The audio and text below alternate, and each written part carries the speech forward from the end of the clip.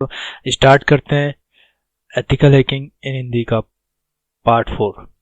दोस्तों, पहले की वीडियोस में हमने जाना कि अटैकर का सबसे पहला कदम फुटप्रिंटिंग होता है, जिसमें अटैकर अपने टारगेट के विषय में जानकारियां एकत्र करता है। पर सिर्फ फुटप्रिंटिंग से ही सारी इंफॉर्मेशन एकत्र नहीं की जा सकती। फुटप्रिंटिंग से एकत्र की गई इंफॉर्मेशन के बाद और अधिक जानकारी एकत्र करने के लिए एक अटैकर और भी जटिल और अलग तकनीक का इस्तेमाल करता है, जिसे हम स्कैनिंग कहते हैं। स्कैनिंग में एकत्र की जाने वाली जानकारी फुटप्रिंटिंग में एकत्र की गई जानकारियां, जैसे टारगेट की लोकेशन, ऑर्गेनाइजेशन की डिटेल्स, सिस्टम लाइव है या नहीं, इन जानकारियों से आगे की जानकारियां होती है। जैसे जिस टारगेट को अटैकर हैक करना चाहता है, उस सिस्टम या कंप्यूटर में ओएस या ऑपरेटिंग सिस्टम कौन सा है, जैसे एक्सपी है, 7 है, 8 है, विंडोज 10 है, या सर्वर में यूनिक्स है, लिनक्स है, आईआईएस है, अपाचे है। टारगेट सिस्टम में कौन कौन सी सर्विसेज रन कर रही हैं जो ऑलरेडी बिल्ट होकर आती है ओएस के साथ, ओपन पोर्ट्स कौन कौन से हैं, इस तरह की जानकारी एकत्र करना स्कैनिंग कहलाता है।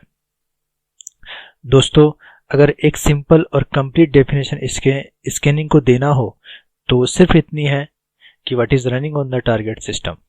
आप यहाँ देख सकते हैं what is running on the target system. Target system में क्या क्या रन कर रहा है, ये जानने के लिए स्कैनिंग का यूज किया जाता है। दोस्तों, सबसे महत्वपूर्ण बात यहाँ पर यह है कि स्कैनिंग दोनों के लिए ही एक बहुत आवश्यक कदम होता है। दोनों ही से मेरा मतलब है दोस्तों अटैकर्स और responsible for the security host. Attacker और वो जिन्हें हम पेनिट्रेशन टेस्टर या साइबर सिक्योरिटी एक्सपर्ट या नेटवर्क एडमिनिस्ट्रेटर या व्हाइट हैट हैकर के नाम से भी जानते हैं। दोस्तों, पेनिट्रेशन टेस्टर को जब एक ऑर्गेनाइजेशन या एक कंपनी अपने सर्वर या डेटाबेस को सुरक्षित करने के लिए हायर करती है, तब एक पेनिट्रेशन टेस्टर सबसे पहले उस ऑर्गेनाइजेशन के कंप्यूटर्स पर ही स्कैनिंग करता है और ये पता करता है कि कितने पोर्ट्स या सर्विसेज ओपन है। यही पोर्ट्स या सर्विसेज वल्नरेबिलिटी कहलाती है। स्कैनिंग के बाद पेनिट्रेशन टेस्टर इन सारी वल्नरेबिलिटी या लूप होल्स या कमियों को बंद कर देता है ताकि कोई अटैकर इन्हें हैक ना कर सके। आइए जानते हैं दोस्तों कि स्कैनिंग को कितने भागों में, कितने हिस्सों में डिवाइड किया जाता है, कितने भागों में बांटा जाता है। यहाँ आप देख सकते हैं दोस्तों types of scanning: port scanning, open ports and services, network scanning, IP addresses search करते हैं।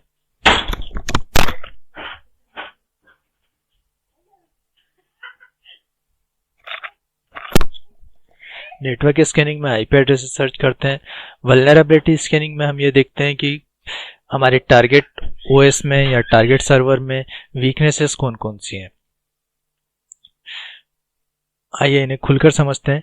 दोस्तों, सबसे पहले होता है पोर्ट स्कैनिंग, जिसमें एक अटैकर ओपन पोर्ट्स के बारे में पता करता है। एक उदाहरण से समझते हैं। मान लीजिए एक अटैकर को हम एक चोर मान लेते हैं और जिस टारगेट कंप्यूटर या सिस्टम को अटैकर हैक करना चाहता है उसे हम एक घर मान लेते हैं। अपने दिमाग पर जोर दीजिए और सोचिए कि एक चोर के लिए घर में इंटर करने के लिए एक्सेस पॉइंट क्या क्या हो सकते हैं। बहुत सिंपल सा जवाब है दोस्तों।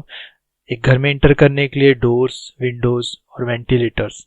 सामान्यतः ये एक घर की वल्नरेबिलिटी या लूप होल्स या कमियां होती हैं जिनके जरिए ही चोर किसी घर में चोरी करने के लिए इंटर करता है। ठीक इसी तरह ओपन पोर्ट्स किसी कंप्यूटर सिस्टम या नेटवर्क की वल्नरेबिलिटी या लूप होल होता है जिनके थ्रू एक हैकर या अटैकर को आपके सिस्टम में घुसने या डेटाबेस चुराने का मौका मिल जाता है।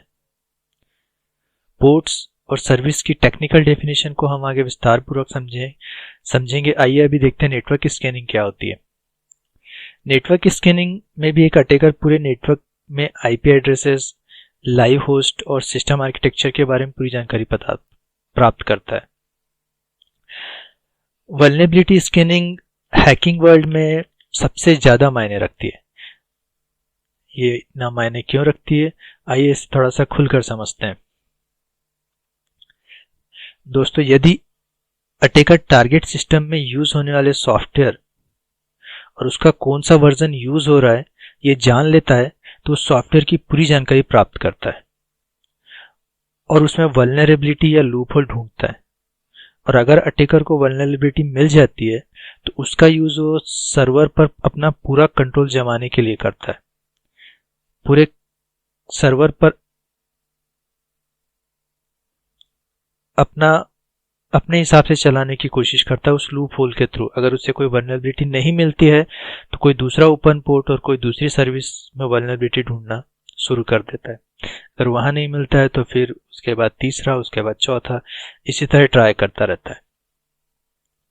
पर दोस्तों हर अटैकर इस तरह से काम नहीं करता है। ये बात आपको आश्चर्यजनक लगेगी पर ये सच है दोस्तों। जब कोई स्किलफुल हैकर ठान लेता है तो वल्नरेबिलिटी को पहली बार में ही ढूंढ कर दम निकालता है और इसी सर्च की गई या ढूंढी गई न्यू वल्नरेबिलिटी को ओडे या जीरो अटैक कहते हैं। जी हाँ दोस्तों, किसी ऑपरेटिंग सिस्टम, किसी सर्वर, किसी सॉफ्टवेयर, किसी पोर्ट्स, कहीं पर भी किसी मीडिया डिवाइस में ढूंढी गई सबसे पहली वल्नरेबिलिटी, या सिंपल शब्दों में कहूं तो ऐसी वल्नरेबिलिटी जिसे उसके पहले नहीं ढूंढा गया था। कोई हैकर, कोई अटैकर अगर उस वल्नरेबिलिटी को सर्च करता है सबसे पहले तो उस डे को ओ डे या जीरो डे कहा जाता है। हैकिंग कम्युनिटी में इस ओ डे या जीरो डे का बहुत ज्यादा महत्व है। आइए समझते हैं इसका इतना महत्व क्यों है। यहाँ पर 3 कारण हैं दोस्तों जिनकी वजह से इस ओ डे या जीरो डे का बहुत ज्यादा महत्व होता है स्कैनिंग में। इसे बहुत ज्यादा मानते हैं ओ डे या जीरो डे को। दोस्तों सबसे पहला कारण है no one knows about the vulnerability, so the hacker could start hacking hundred of websites before the vulnerability is discovered and पेज्ड।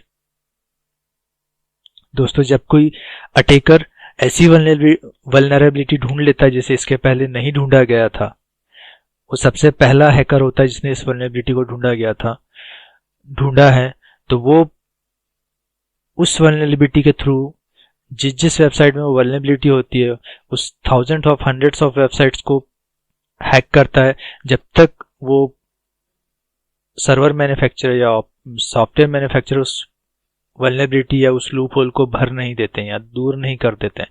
तब तक हंड्रेड ऑफ वेबसाइट्स को हैक कर लिया जाता है जब तक उस वल्नरेबिलिटी के बारे में मैन्युफैक्चरर को पता चलता है। दूसरी इंपॉर्टेंट बात यह है दोस्तों कि खोजी गई इस वल्नरेबिलिटी को हैकर सैकड़ों डॉलर में बेच देते हैं। दूसरे हैकर्स को बेचा जाता है इन्हीं वल्नरेबिलिटी को कि मैंने ये वल्नरेबिलिटी ढूंढी है और इसके थ्रू इस सिस्टम को या पर्टिकुलर सॉफ्टवेयर को हैक किया जा सकता है। तीसरी और सबसे महत्वपूर्ण बात यह है कि हैकर द्वारा ढूंढी गई ये नई वल्नरेबिलिटी, इस वल्नरेबिलिटी द्वारा हैक किए गए सैकड़ों वेबसाइट ये साबित करती है कि जिस हैकर ने इन वल्नरेबिलिटी को ढूंढा है वो बहुत ही स्किलफुल हैकर है। इसीलिए हैकिंग कम्युनिटी में उसकी रैंक बहुत ज़्यादा बढ़ जाती है।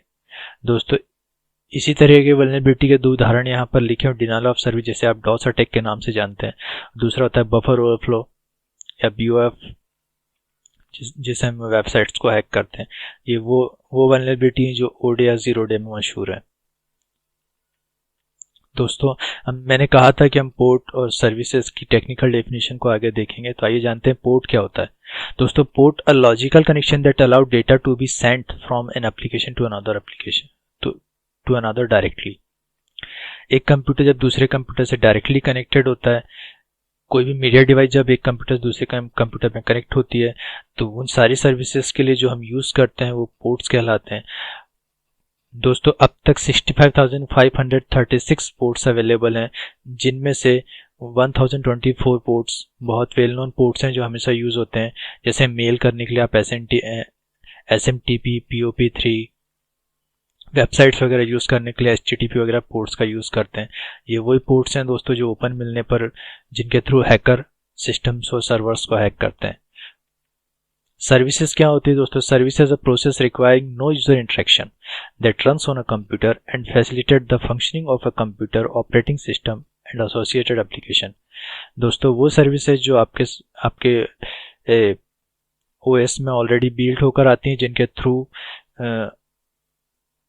जिनके लिए किसी यूजर इंटरेक्शन की आवश्यकता नहीं होती, ये ऑलरेडी बिल्ड होती हैं, जैसे टेलनेट होता है, FTP वगैरह होता है। इस तरह की सर्विसेज अगर आपके पोर्ट्स में या फिर नेट बायो सर्विसेज वगैरह आपके पोर्ट्स में, अगर आपके OS में अगर ओपन मिल जाए, तो जिनके थ्रू हैकर आपके सिस्टम्स को बड़े आराम से हैक कर लेता है, रिमोटली एक्सेस करने की कोशिश करता है, कंप्लीट कंट्रोल बैठा लेता है। इसी तरीके से वो हैकिंग को अंजाम देते हैं दोस्तों। स्कैनिंग के थ्योरिकल पार्ट को हमने पूरा समझा, पूरा जाना। इसके नेक्स्ट वीडियो में हम देखेंगे स्कैनिंग में कौन कौन से टूल्स यूज होते हैं, उन टूल्स को हम किस तरीके से अप्लाई करते हैं। सिंपल वर्ड्स में कहूँ तो दोस्तों, स्कैनिंग का प्रैक्टिकल डेमोन्स्ट्रेशन हम नेक्स्ट वीडियो में देखेंगे और जानेंगे कि स्कैनिंग में हम, हो सकता है आपको नेक्स्ट हैकर हो जो ओ डे या 0 डे क्रिएट कर सकें। तो दोस्तों मुझे बताइएगा आपको मेरे वीडियोस कैसे लगे।